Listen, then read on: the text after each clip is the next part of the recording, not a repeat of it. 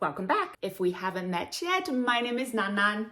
Nice to meet you. Currently, I'm serving as the president-elect on the PTSA executive board, and I'm in charge of recruitment for next year. The video series is a part of the recruitment effort, and today we're going to dive into the positions on the board following last week's video about mission and vision statements. If you haven't seen it yet, check it out in the link below.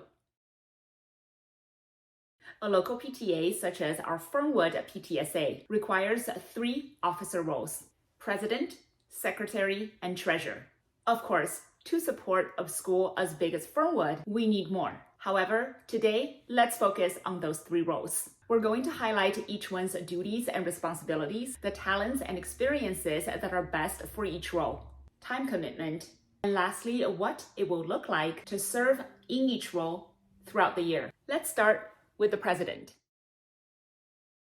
No surprise, the president is the glue that holds the team together. Additionally, the president is really the face of the PTSA. He or she represents the board to communicate with the school as well as with the parent community. The president stays true to the PTSA's mission and advocates for what the PTSA stands for and what it does to help the community. Some tactical tasks of the president include the following: lead and facilitate general and board meetings, support program leads and the rest of the board of directors, align and strategize with the school so that we build a better community and have stronger relationships with each other.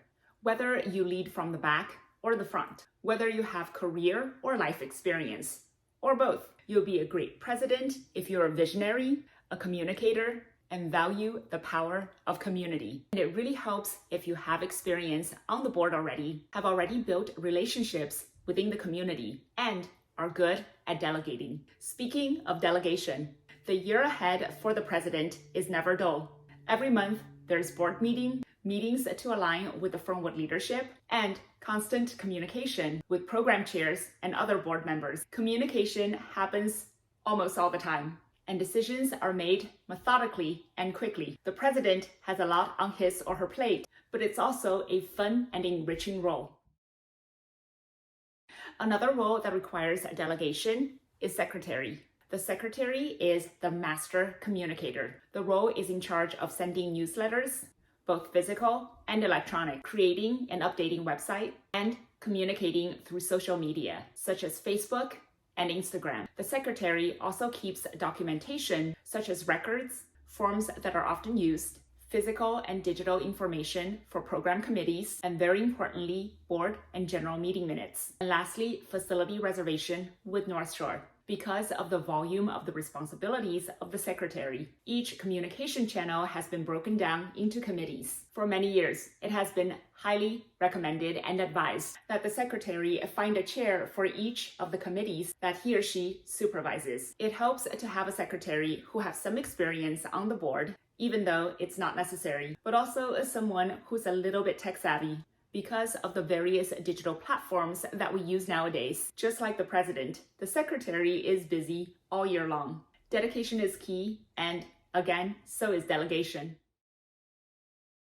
And now, show me the money. And I'm specifically talking about the treasurer role. No surprise, the treasurer is in charge of everything money related, and that includes filing for taxes, writing checks, budgeting, holding financial reviews, and making sure that all the checks balance and we're not in the red. During every board and general meeting, the treasurer presents a financial report and occasionally advises on how we should spend money wisely. It would be great to have someone with financial experience to serve as our treasurer. However, anyone can learn the job, and in the past year, we're very lucky to have a dedicated treasurer whom, despite a lack of experience in the area, was able to learn fast and do a great job. Now that you know about the roles and responsibilities of the 3 essential board positions, what about the rest? Well, because of the size of our school and our community, our executive board consists of quite a few supporting executive roles. We're out of time today, so we'll have to talk about them next time.